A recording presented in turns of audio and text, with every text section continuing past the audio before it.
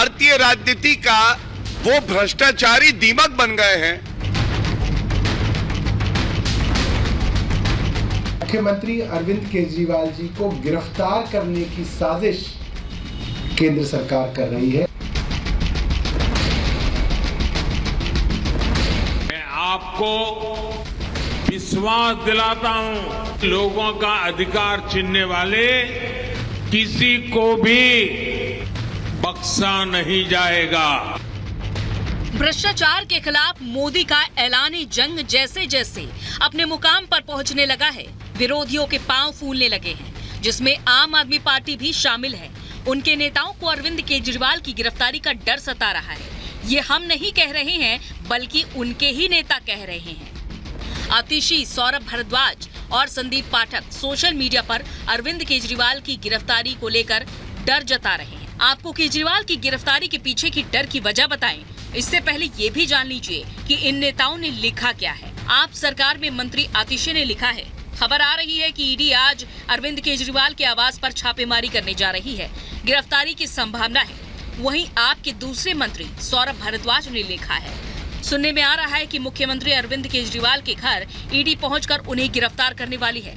तो आप विधायक संदीप पाठक ने 2 कदम और आगे बढ़कर लिखा है, ईडी दिल्ली के सीएम अरविंद केजरीवाल के घर पर छापा मारकर उन्हें गिरफ्तार कर सकती है। ऐसी स्थिति में सभी से शांत रहने का अनुरोध करें।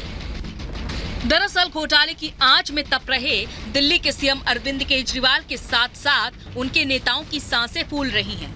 ईडी घोटाले पर सवालों के जवाब देने के लिए केजरीवाल को समन पर समन भेज रही है, लेकिन केजरीवाल है कि ईडी का सामना करने को तैयार ही नहीं। उल्टा केजरीवाल ने ईडी की तीसरी नोटिस पर सवाल ही पूछ लिए। उन्होंने नोटिस का जवाब देते हुए कहा कि मैं ईडी की जांच में सहयोग करने के लिए पूरी तरह से तैयार हूं, लेकिन ऐसा लगता है कि ईडी की नोटिस गैर कानूनी है और उनके पीछे नियत सिर्फ केजरीवाल को गिरफ्तार करने की है। आगे आगे भ्रष्टाचार के आरोपी हैं, पीछे पीछे ईडी लगी है। तमाम कोशिशों के बावजूद किसी को कोई राहत नहीं मिल रही और ऐसे में कोई इसे गैर कानूनी बता रहा है, कोई चुनावी हथकंडा तो कोई विपक्ष के खिलाफ साजिश। कट्टर बेईमान अरविंद केजरीवाल जो कभी ये कहते थे कि भारत से भ्रष्टाचार को खत्म करना है, ये दीमक है। आज भारतीय राजनीति का वो भ्रष्टाचारी दीमक बन गए हैं। संविधान की आपने शपथ ली है, तो आपको तो चाहिए कि ईडी के पास स्वयं जाएं, खाता और बही दें और दिखाएं कि आपने कोई भ्रष्टाचार, कोई पाप नहीं किया। मुख्यमंत्री अरविंद केजरीवाल जी को गिरफ्तार करने की साजिश केंद्र सरकार कर रही है, ताकि मुख्यमंत्री लोकसभा चुनाव की कैंपेन में ना जा पाए, उनको जेल में बंद कर दिया जाए।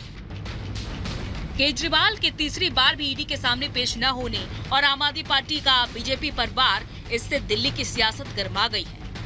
हालांकि ईडी की आंच सीएम केजरीवाल तक पहुंचने के बाद आम आदमी पार्टी की परेशानी क्या है, ये भी समझिए।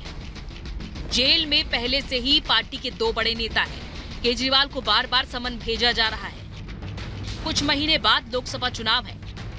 केजरीवाल पार्टी के स्टार प्रचारक है। पार्टी किसके चेहरे पर लड़ेगी चुनाव? बहरहाल विपक्ष चाहे कुछ भी कहे, लेकिन सच यही है कि देश को लूटने वालों से ईडी का हिसाब किताब जारी है। उम्मीद है भ्रष्टाचार के खिलाफ ईडी घोटालेबाजों को चुन चुनकर अंजाम तक पहुंचाएगी। Bureau report, Republic Bharat. और इसी खबर पर ग्राउंड जीरो से हमारी टीम लगातार बनी हुई है। अखिलेश के बाद चलते हैं हमारे वरिष्ठ संवाददाता जो कि ईडी दफ्तर के बाहर है। अखिलेश, ये समझना चाहेंगे, बार बार ये कहा जा रहा है कि अरविंद केजरीवाल की गिरफ्तारी हो सकती है, लेकिन ईडी दफ्तर के बाहर से क्या आपको जानकारी मिल रही है? 3 बार समन जारी हो चुका है, लेकिन अरविंद केजरीवाल पेश नहीं होते हैं, बल्कि उल्टा ईडी से कहते हैं कि जो सवाल आपने पूछना है वो आप हमें भेजिए।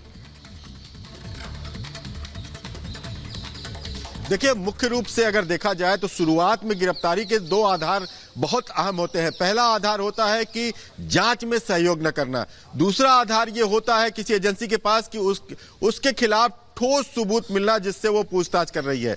अभी ठोस सबूत की जांच के लिए अरविंद केजरीवाल को बुलाया जा रहा है, पूछताछ के लिए बुलाया जा रहा है, लेकिन वो जांच में सहयोग नहीं कर रहे हैं। जैसा कि आपने देखा कि 3 बार उनको ईडी ने समन जारी किया और तीनों बार उन्होंने वहां जाने से इनकार कर दिया। उल्टे ईडी से उन्होंने सवाल भी पूछ डाले। हालांकि ईडी को मजबूर नहीं किया जा सकता सवालों का जवाब देने के लिए। ईडी एक जांच एजेंसी है, उसको तमाम पहलुओं की जांच करनी होती है और जांच के आधार पर तमाम पहलुओं की जांच वो करती है और ऐसे में उस पर किसी भी तरह का कोई प्रेशर जो है वो पार्टी नहीं बना सकती है। चलिए, जुड़ने के लिए अखिलेश और जतिन बहुत बहुत शुक्रिया आपका। फिलहाल इसी के साथ आगे बढ़ते